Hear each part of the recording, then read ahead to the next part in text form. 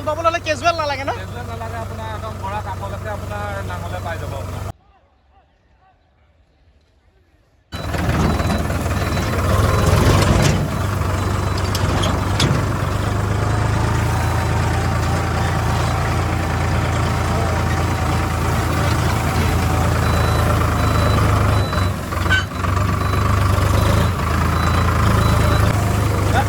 মাটি যিহেতু বহুত ভিতৰত দেখিছেনে, এইটো হ'ল ৰাস্তা, ইয়াৰ ভিতৰৰ পৰা বহুত ভিতৰত।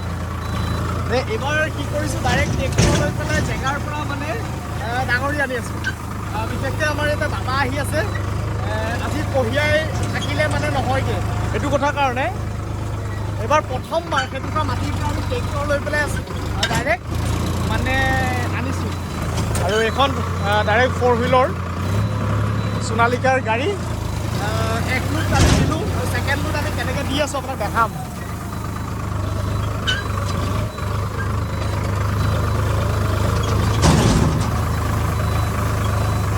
আৰু মোৰ লগত এজন ভাইটি আছে, তাৰ সাংঘাতিক ধৰণে এবাৰ আমাৰ দুখন ট্ৰেক্টৰ লৈ পেলাই ব্যৱসায় কৰি আছে। তাৰ অকণমান আপোনাক চিনাকি কৰাই দিম। আৰু এই গাড়ীখন 4 হুইল গাড়ীখন তাৰে অকণমান তোমাৰ চিনাকিটো দিয়া। হয়, চিনাতলি। আৰু তোমাৰ গাড়ী দুখন আছে? মানে এখনত মেচিন লগাই থৈছা? মেচিন মাৰি মৰণা মাৰি আছে। হয়, আৰু মানে আপোনাৰ ডাঙৰি পথাৰৰ পৰা একদম জেগা পৰা হয় আপোনাৰ ডাঙৰি অনা হয়। আৰু এখন তো 4 হুইল কেতিয়া ল'লা? এখন আজি 3 মাহমান হৈছে আপোনাৰ। ছেকেণ্ড হেণ্ড লৈছা? ছেকেণ্ড হেণ্ড লৈছোঁ। হয়, এখন সোণালিকাৰ হয়। আৰু এই ছেকেণ্ড হেণ্ড আপোনাৰ এইটো মানে ছেকেণ্ড হেণ্ড ডিলাৰত মানে আপোনাৰ প্ৰথম আহিছিলে এখন। অঁ, আচ্ছা আচ্ছা। মাত্ৰ আপোনাৰ 3 মাহ হৈছিলে। হয়, ডাইৰেক্ট আপোনাৰ মই পাইছোঁ। ছেকেণ্ড হেণ্ড ডিলাৰত অহা নাই এতিয়ালৈকে। হয়, তাৰপিছত কিমান ডাঙৰ, বাহ কিমান ডাঙৰ আলি চক দেখিছে। আৰু এখন তোমাৰ বোকাটো চলিব নি? আৰু ইয়াৰ আটাইতকৈ কি মানে হাল বাবলৈ হ'লে কেজুৱেল নালাগে ন? কেজুৱেল নালাগে, আপোনাৰ একদম মৰা কাষলৈকে আপোনাৰ নাঙলে পাই যাব আপোনাৰ। আচ্ছা, এইটো এটা মানে প্লাছ পইণ্ট। ইয়াৰ তুমি মানে 4 হুইলখনে মাৰিলে কিবা বেছি পইচা দিব লগা হয় নেকি কাষ্টমাৰে? আপোনাৰ বেছি পইচা নালাগে। হয়, অলপ তেলটো অলপ বেছি খায়। অঁ, মানে মই সেইটো কাৰণে সুধিছোঁ, তেলটো যিহেতু বেছি খায় সেইটো কাৰণে কৈছোঁ। আৰু এই যিটো পথাৰ আচলতে আগতে আমাৰ ইমানেই চুঙা বোকা আছিলে, মানে ভাবিব নোৱাৰি। মানুহটো যদি নৰ্মেলি ৰৈ থকা যায়, সোমাই সোমাই গৈ থাকে। আৰু আজি সেইটোকা জেগাত এখন ট্ৰেক্টৰ লৈ পেলাই আমি ডাঙৰি নিবৰ কাৰণে আহিছোঁ।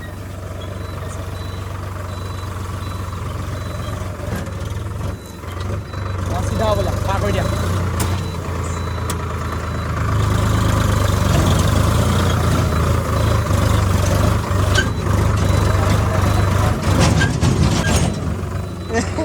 ডাঙৰি এটা তলত সোমাই গ'ল।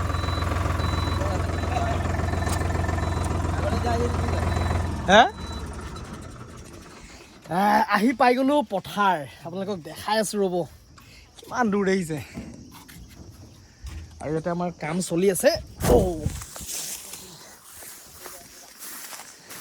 আৰু যোৱাকালি বাবা অলৰেডি মানে এই বাগানখনত আহি পাই গৈছিলেহি। আৰু এইফালে পূৰা চব ডাঙৰি বন্ধাত কামত লাগি আছে। আৰু ইয়াতে চব লোড হ'ব, এইখিনি ৰঞ্জিত ধান, সকলোখিনি লাগি আছে ডাঙৰি বন্ধাত। আৰু ইয়াতে মানে ইয়াৰ পৰা যদি আমি কঢ়িয়াই পেলাই আমি দুটা দুটাকৈ যদি এভাৰ এভাৰ কৰি পেলাই কঢ়িয়াবলৈ হয়, তেতিয়াহ'লে আজি ইয়াতে মোটামুটি আমাৰ 3 বিঘা 3 কঠা মাটি আছে। 3 বিঘা 3 কঠা মাটি আমাৰ কোনো কাৰণত নহ'লহেঁতেন। সেইটো কাৰণে এই ব্যৱস্থাটো কৰিছোঁ যে আমি এই মানে কমপ্লিট বন্ধাই পেলাই ট্ৰেক্টৰ দি পেলাই ডাইৰেক্ট নিয়াৰ ব্যৱস্থাটো কৰিছোঁ। তেতিয়া একেদিনাখনেই হ'ব। যদি কিবা কাৰণত আমাৰ নহয়, তেতিয়াহ'লে ইয়াতে ৰাতি যিটো বাবা আহি আছে, গতিকে আমাৰ সেই হোৱা ধানকেইটাও বিশেষকৈ আমি ঘৰ নাপাবগৈ বুলি ভাবি পেলাই এই প্ৰচেছটো কৰিছোঁ। ইয়াৰ চকা দেখিছে নাই? 4 হুইল যিহেতু, চকাটো ইয়াতে বহুত ডাঙৰ। আৰু চাৰিটাতে যিহেতু গিয়াৰ আছে, ইয়াৰ লাইটৰ ফাংচনটো খুব ধুনীয়া দিছে সোণালিকাৰ।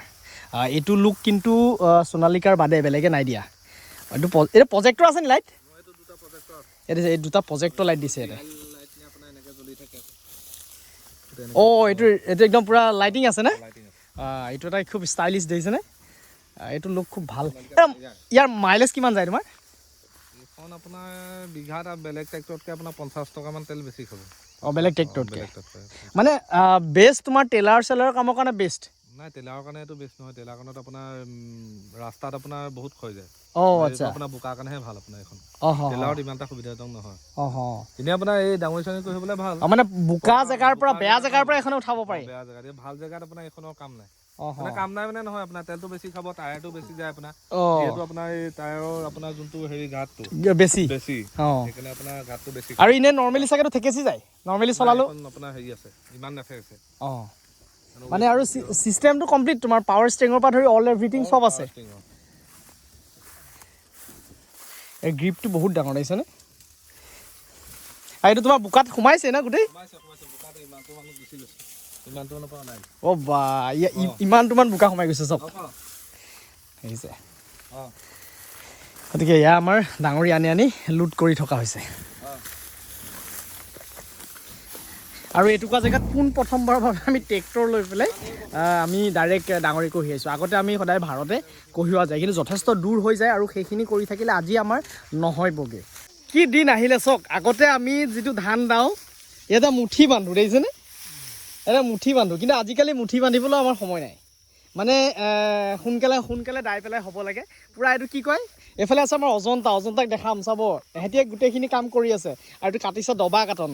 এইফালে অজন্তা নমস্কাৰ দি দিয়া, এইফালে নমস্কাৰ এটা দিয়া, এইফালে মুখখন দেখুৱাই দিয়া, এইফালে মুখখন দেখুৱাই দিয়া। তাৰপিছত এই গোটেই ধান চান দাইছে আৰু একদম গোটেই মেইন লিড লৈছে এই অজন্তা। মেইন মানুহ হ'ল অজন্তা। নমস্কাৰ এটা দিয়া। তাই লাজ কৰিছে দেখিছে।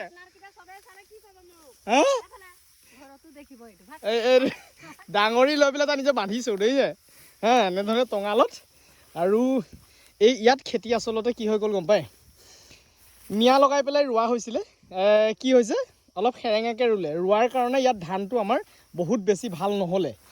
যিমান ঘনকৈ ৰুবলৈ ক'লেও তেহেঁতি কি কৰে, কঠীয়াটো বহুত দূৰ কঢ়াবলগীয়া হয়।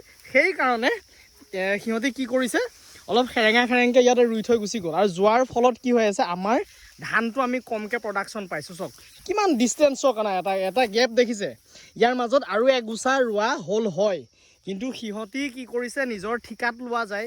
গতিকে যিমান পাৰে সোনকালে, কম কঠীয়াৰ যোগেদি যিমান পাৰে সোনকালে আমাৰ ইয়াতে মাটিটো ৰুই পেলাই যোৱাৰ ধান্দা এটা কৰিলে। সেইটো কথাৰ কাৰণে আজি ইয়াতে খুব ধুনীয়া ঘাঁহ হৈছে। আৰু ঘাঁহটো এটা কথা আমাৰ মানে হাল বোৱাৰ ওপৰতো কথা। সেই হাল বোৱাটো কি হৈছে, এইবাৰ আমি সোনকালে হালটো বাব লগা হ'ল। মানে 2 চাহ, মানে প্ৰথম চাহ মাৰি পেলাই বহুত দিন ৰৈ দিবলগীয়া হ'ল। পানী নাই, পানী নথকাৰ দুখত ঘাঁহটো আকৌ উঠি আহিছিলে। ছেকেণ্ড বাট মৰি গ'ল। বাট মৰি যোৱাৰ ফলত আমি 2 চাহ একেলগে হাল বাই ইয়াতে ৰুব লগা হ'ল বোকা কৰি। সেইটোৰ কাৰণেও আমাৰ ইয়াতে ঘাঁহটো আহিছে। আৰু আমি মিছাকৈ লাভ নাই, একেবাৰে পাকৈত খেতিয়ক নহয়। সেইটো কথাৰ কাৰণে এনেকুৱা ধৰণৰ খেতি আমাৰ দেখি পাইছে। আমি একদম যে বহুত ভাল খেতি কৰিব পাৰিছোঁ তেনেকুৱা ধৰণৰ নহয়। আৰু কিছুমান সমস্যা আমি নিজে নলগাৰ দুখত এইটো হৈছে। এতিয়া আপুনি চাওক, এইখিত এজোপা দিছে, ইয়াত ঠিকে আছে দেখিছে। মাজৰ গেপটো চাওক আপুনি, কিমান ডাঙৰ গেপ দেখিছে। আৰু এই গেপটোত ঘাঁহ নাহিটো আহিব কি?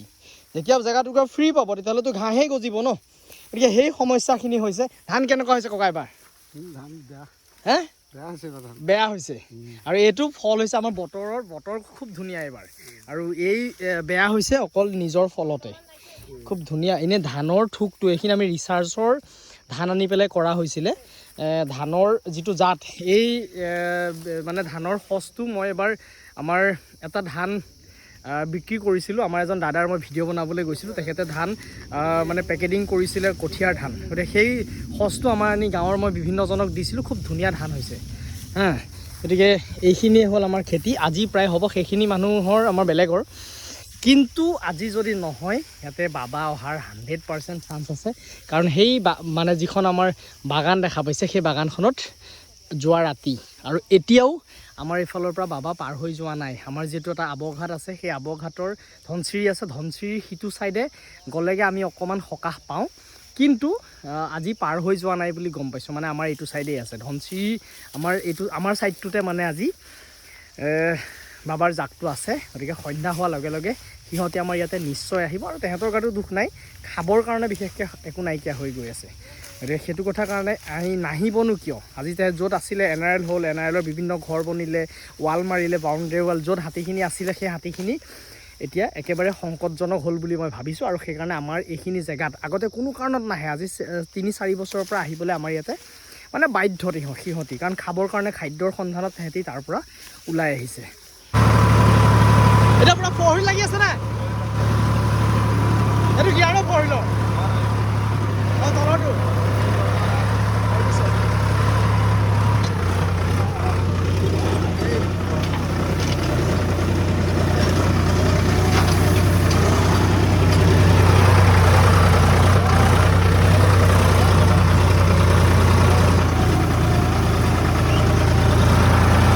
এইটোৱে হ'ল 4 হুইলৰ পাৱাৰ গালি দিছে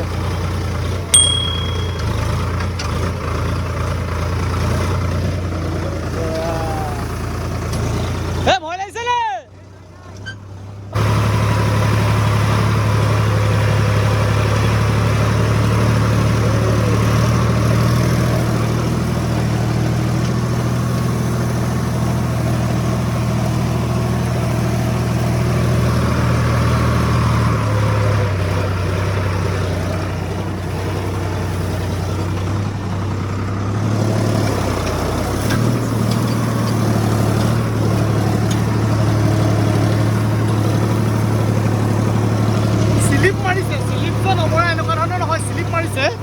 কিন্তু আপোনাৰ ইয়াতে 8 চকাই যেটো টানিছে সেইটো কথাৰ কাৰণে ইমান বেছি স্লিপ হোৱা নাই ফচি যোৱা নাই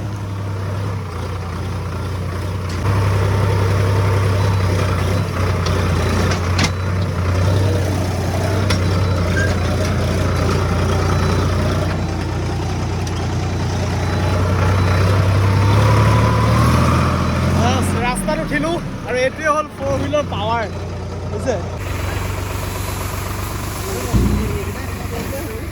পিছত গাড়ী সোমাব কেনেকৈ